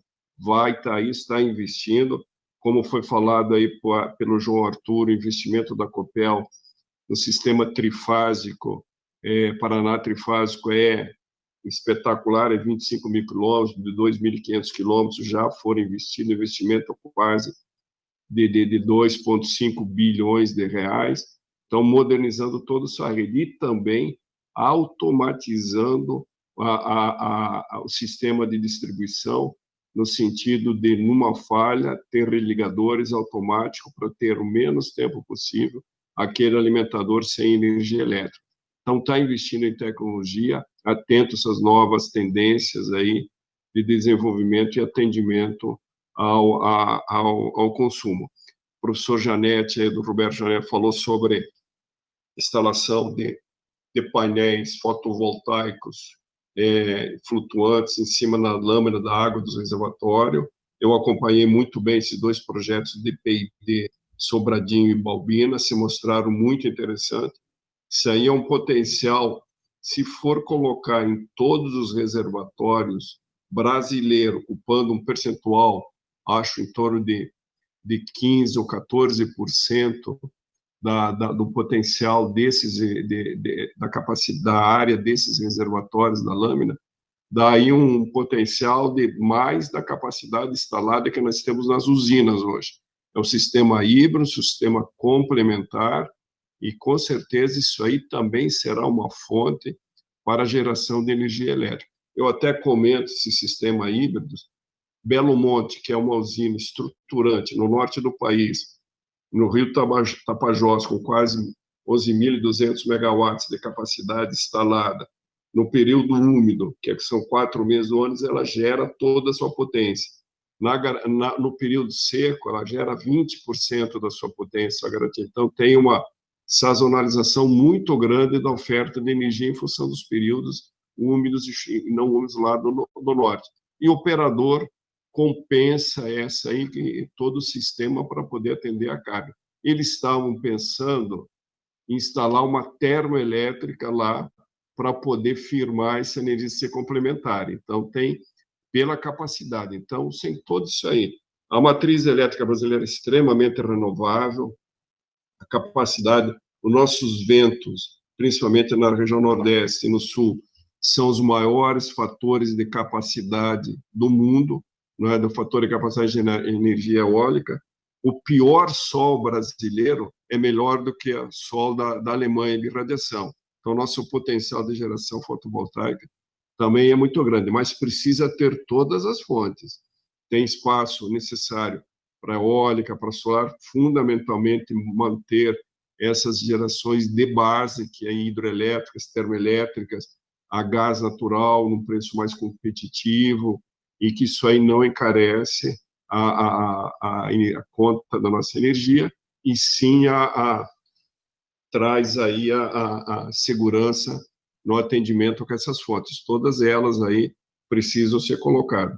Foi colocado aí também pelo Márcio que é importante o sistema de transmissão de geração é altamente competitivo. Você vai lá nos leilões de transmissão em São Paulo, na Bolsa de Valores, os lotes têm um deságio médio de 50%. Você vai na CCE, nos leilões regulados, a -4 e -6, os leilões de energia também, um deságio aí altíssimo nessas fontes, nessa ordem também, 30% a 40% do preço teto estabelecido pelo Ministério. E todas essas concessões de serviço público, tanto de geração e transmissão, por ela fazer parte do planejamento e ser um bem da União, o potencial hidrelétrico, elas sempre têm a declaração de utilidade pública, a importância da realização no prazo e a forma que ela foi contratada para o operador poder operar esse sistema nesse planejamento estabelecido e com essas condições que estão informadas, determinadas. Só para uma informação, vocês provavelmente acompanharam, 3 a 4 meses atrás, no auge do período crítico aqui no sul, da baixo nível dos reservatórios, a seca que tem ainda que perdura um pouco, amenizando um pouco agora, 80% da demanda de energia da região sul vinha do sudeste.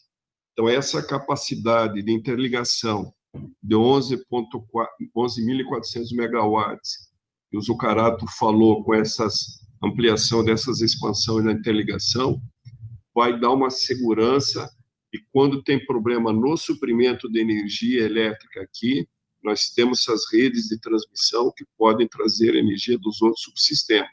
Então, por isso que o sistema é nacional, interligado, e com todas essas alternativas. Paraná, voltando, está numa condição muito boa, o planejamento está certo, direcionando, planejamento de expansão da geração, planejamento da transmissão, só precisa, sem ter esses impedimentos aleatórios, a continuidade dessas obras para entregar essas obras no prazo determinado e no prazo contratado. Isso é fundamental. Eu acho que essa transição energética, doutor Roberto, essa é a tendência mundial, Brasil aqui, mas nós temos um privilégio que 85% da nossa oferta de energia elétrica é de fontes renováveis. Isso nos dá uma condição muito importante. É como o pessoal fala também sobre o preço da energia. A energia no Brasil é muito barata, mas a conta é cara. Sim. A conta é cara. A energia que chega lá é cara porque a gente sabe dos incentivos, impostos aí que transformam lá na conta consumidora uma energia cara, uma conta cara. Então, as expectativas são muito boas e fóruns como esse, debatendo, mostrando para a sociedade, divulgando empresas sérias, empresas comprometidas com a sustentabilidade, tipo da Engie, Copel, CETEP, várias empresas são importantes estar no setor para poder fazer a expansão e também operar seu sistema de geração e transmissão. Perfeito. Está recebendo uma série de perguntas aqui, eu quero ir para o nosso ponto delicado aqui que todos vocês abordaram.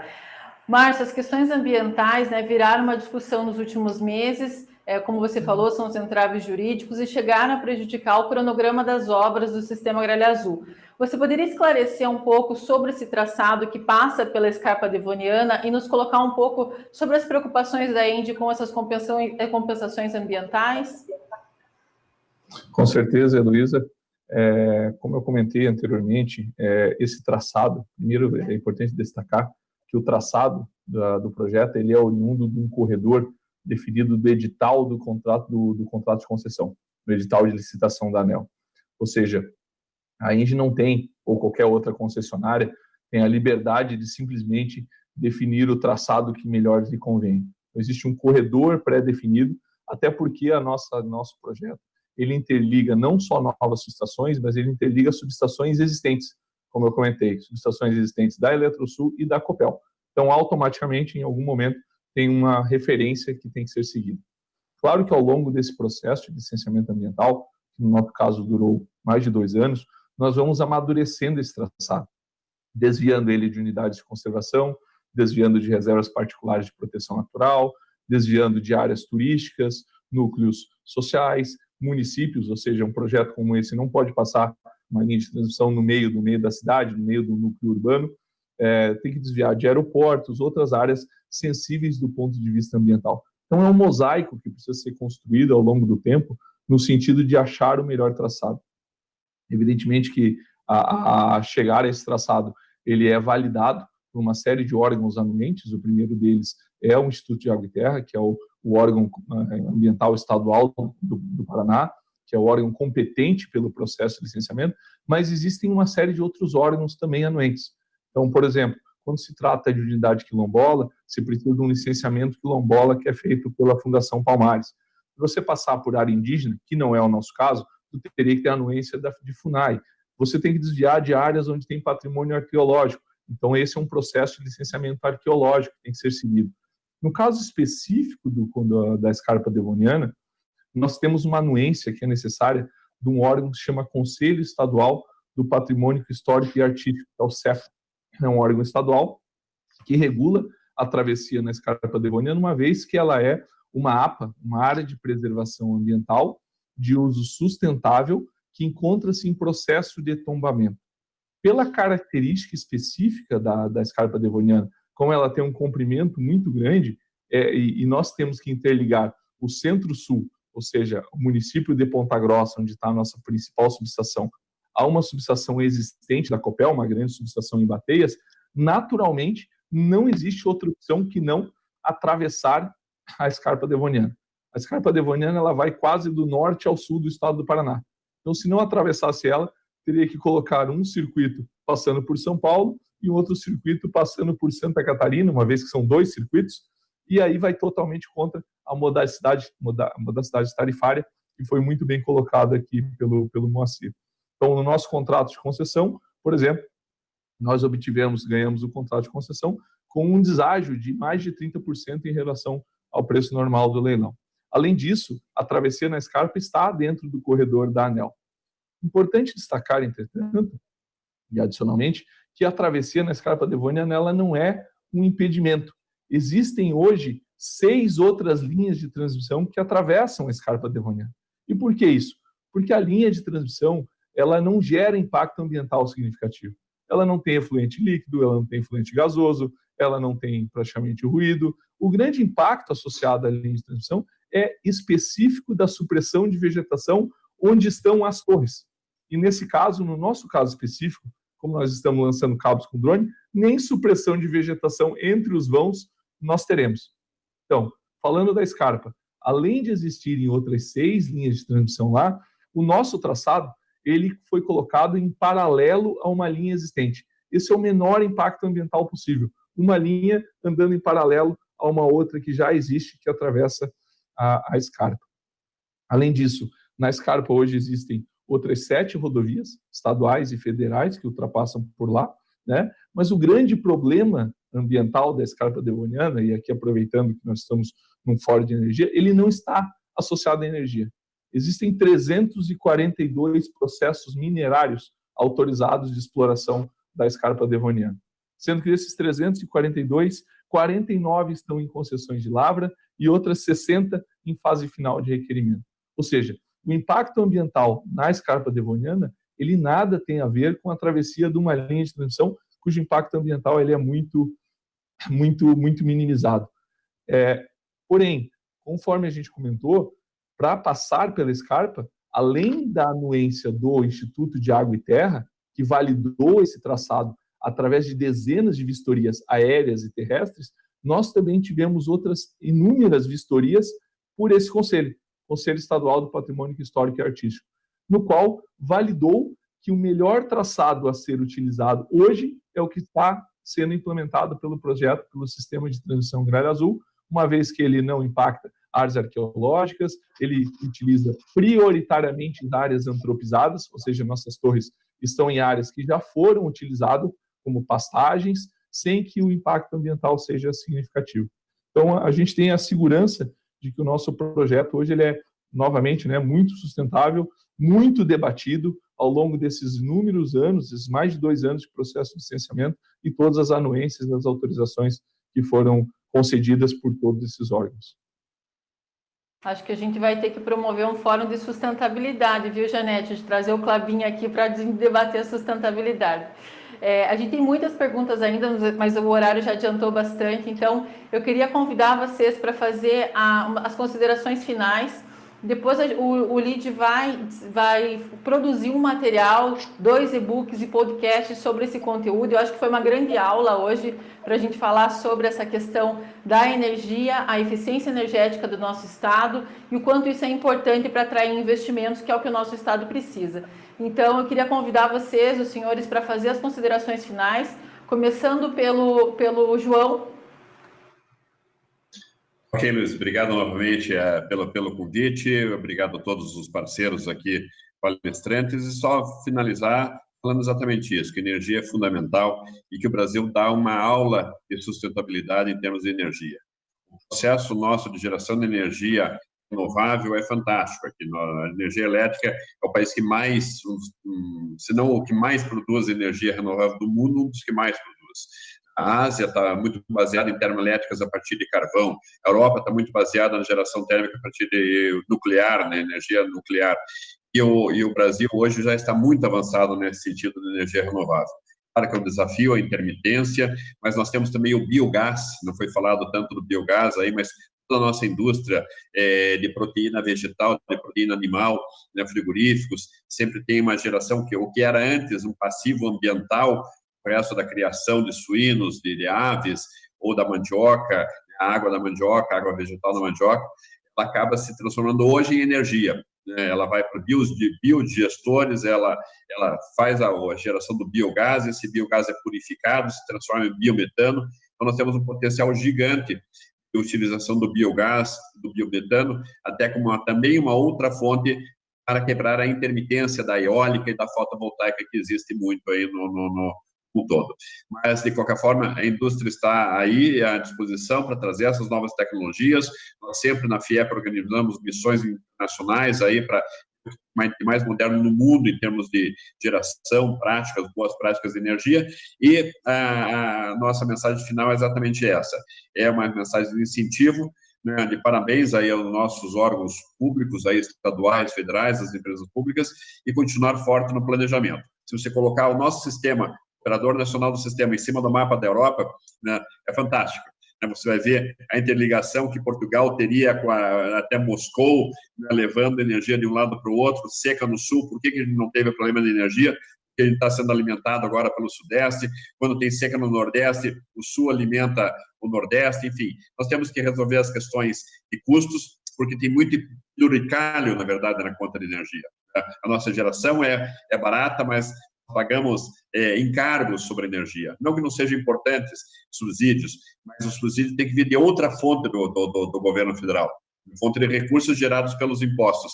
Não colocar subsídios, encargos na conta de energia elétrica que encarece muito essa energia. Então, nós temos que rever, tem projetos no Congresso Nacional para serem aprovados, nessa parte da modernização do sistema energia do Brasil, especialmente das contas de energia, cobrança de outorga, essa outorga tem que ser revertida sistema elétrico como um todo, para minimizar os custos, para diminuir os custos. Não vai para um caixa único do governo para gastar em outras coisas. Isso vai encarecendo a energia. Então, precisamos ter uma energia, como foi falado, Janete falou bem também, confiável, em todos os lugares, com o volume necessário e com preço competitivo. Esse é o fundamental. Então, mais uma vez, deixar um abraço à nossa presidência, do Carlos Walter, e estamos à disposição do Sistema FIEP para colaborar, achar soluções para que a gente juntos possamos desenvolver cada vez mais o Paraná e o Brasil. Obrigado a todos. Perfeito. Perfeito. Moacir, por favor, suas considerações finais. Ok, obrigado, Luísa. Vou dizer novamente que eu fiquei muito honrado por poder participar desse fórum com ilustres debatedores, com enorme competência e conhecimento do setor de energia elétrica, na indústria, economista renomado, competente, sou assíduo leitor dos seus artigos, doutor Janete, muito importante, sempre muito ativo, nossa pauta de exportação, também negócio de comércio exterior, muito importante. E dizer que a Copel continuará prestando um serviço de geração e transmissão com eficiência todos os nossos ativos do portfólio existente para disponibilizar o sistema de transmissão existente para o operador operar esse sistema e fazer essa transmissão da energia elétrica. Nossos geradores de energia, tanto eólica como térmico e principalmente hidrelétricos, estarão disponíveis, gerando energia dentro da sua capacidade, de sua eficiência, e também preparados para expandir, para crescer. Num momento competitivo que tem, a Copel quer crescer muito, quer ter uma eficiência na alocação dos seus recursos, dos seus ativos, um rigor na execução e na eficiência.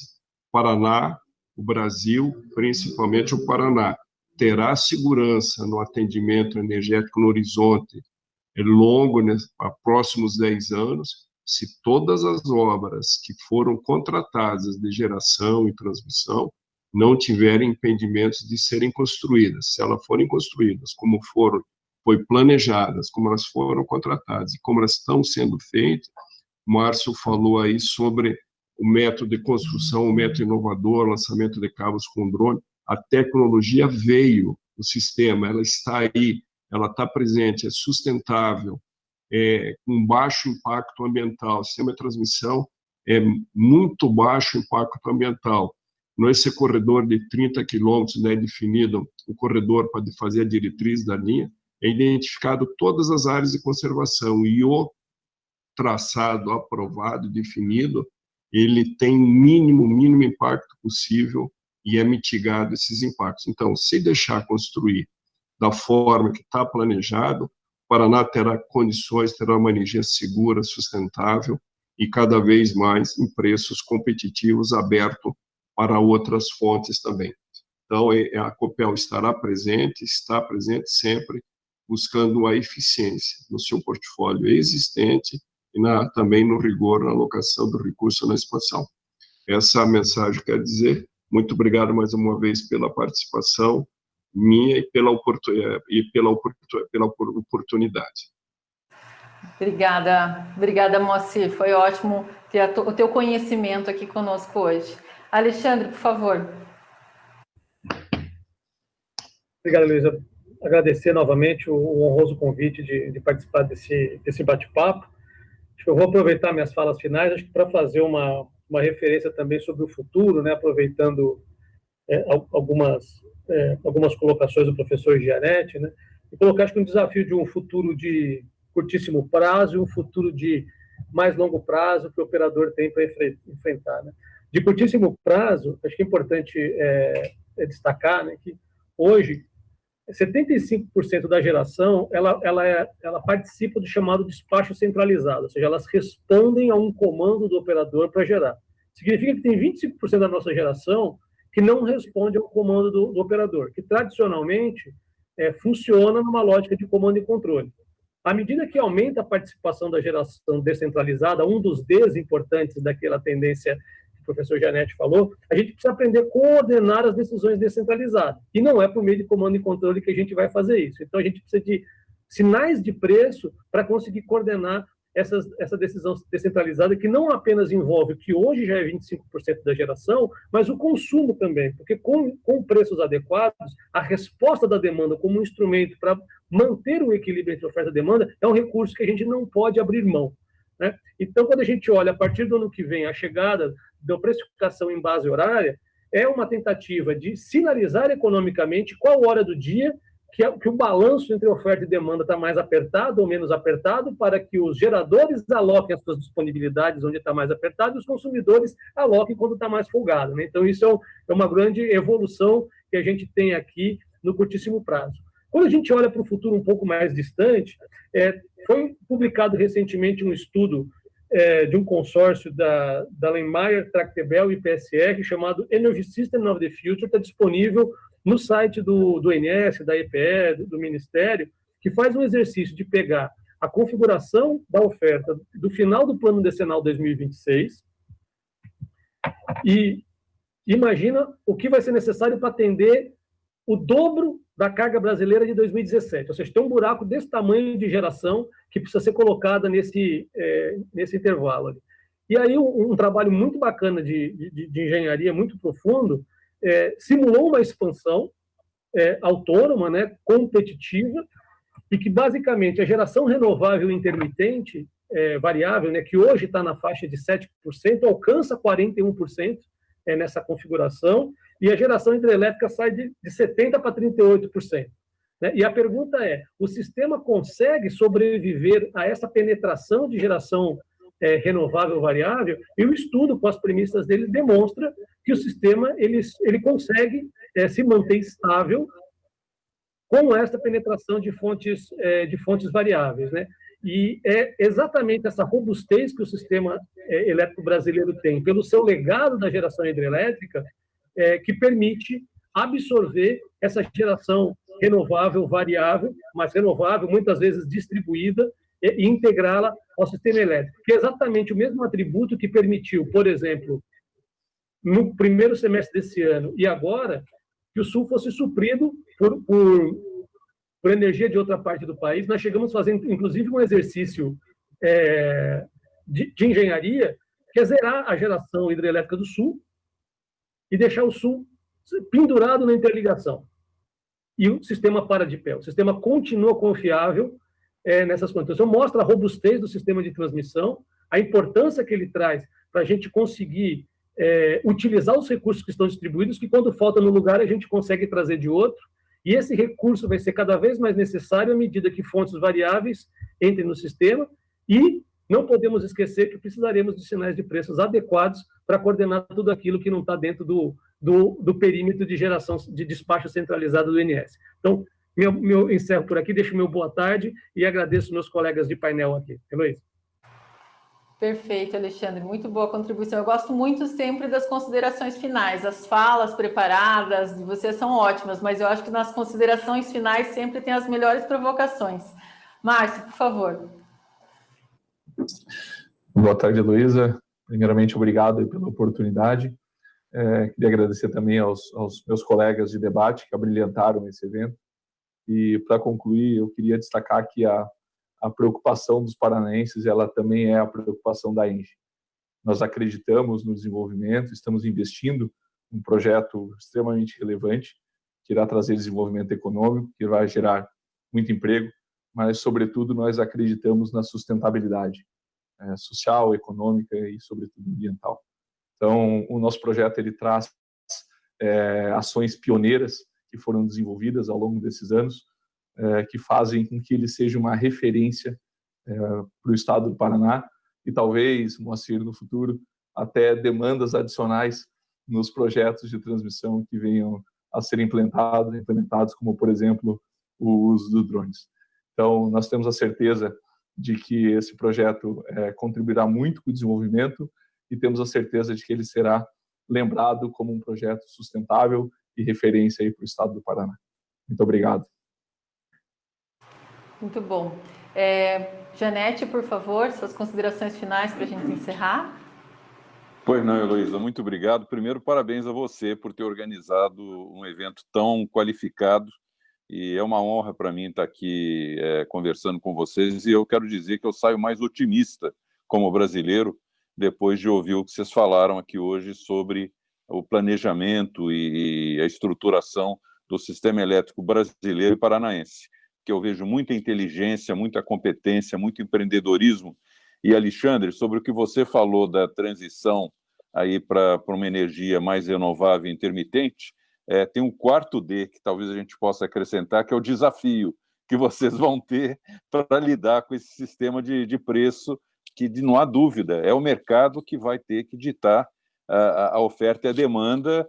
E eu até coloco um outro ponto aqui ainda também no processo de descarbonização da energia, não só olhando a elétrica, mas a energia como um todo, que é o surgimento e expansão vigorosa que vai ter agora da mobilidade urbana elétrica, que vai criar, inclusive, uma nova fonte de consumo bastante relevante, não tenham dúvida disso. Nos Estados Unidos, na Califórnia, em alguns lugares, na Alemanha, já é mandatório, 2025, 2030, é só carro elétrico, só ônibus elétrico. E talvez o elétrico seja também transitório, porque vem aí o hidrogênio verde.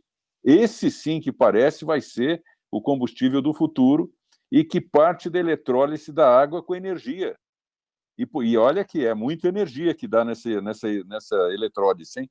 Então, já há na Alemanha, na França, no Japão, projetos comerciais de produção de hidrogênio, não só a partir do gás, mas também já com a água, o hidrogênio verde, que eu acho que é uma nova tendência também para a mobilidade urbana no futuro, os motores a célula de combustível. Então, eu acho que não há dúvida que a energia cada vez mais vai fazer parte da competitividade sistêmica de uma economia, e o Brasil, nesse ponto, está muito bem colocado. Eu vejo assim, se há um papel importante que o Brasil vai ter no século XXI, vai ser como potência energética. E não estou falando de energia fóssil, do nosso pré-sal, não, que infelizmente foi tardiamente descoberto. Eu estou falando que a gente tem de potência de energia renovável no nosso país. A nossa matriz já é boa e ficará ainda melhor, porque nós vamos ter uma variedade de fontes renováveis que vai nos permitir uma combinação, uma otimização, e a descarbonização da energia brasileira vai servir de referência para o mundo. A nossa imagem hoje lá fora, infelizmente, está péssima. Somos vistos o vilão do meio ambiente, mas isso é uma grande injustiça, porque aqui nós estamos construindo, sim, talvez um dos melhores exemplos de referência de energia renovável e limpa do mundo. E nós temos que mostrar isso, que nós temos essa capacidade, essa inteligência, essa competência. E vocês são prova disso. Vocês falaram aqui, me dá otimismo e me dá orgulho como brasileiro. Heloísa, muito obrigado por ter me convidado para participar desse fórum. Agradeço a todos que nos ouviram e vamos acreditar no Brasil e no Paraná, que a gente tem muita coisa boa pela frente. Obrigado. Ótimo. Obrigada, senhor. E aqui no Paraná nós temos uma das principais fábricas de veículos elétricos do Brasil, fica aqui no Paraná, que é a Renault do Brasil, super parceira da Copel também no desenvolvimento dos carros elétricos, nos biopostos.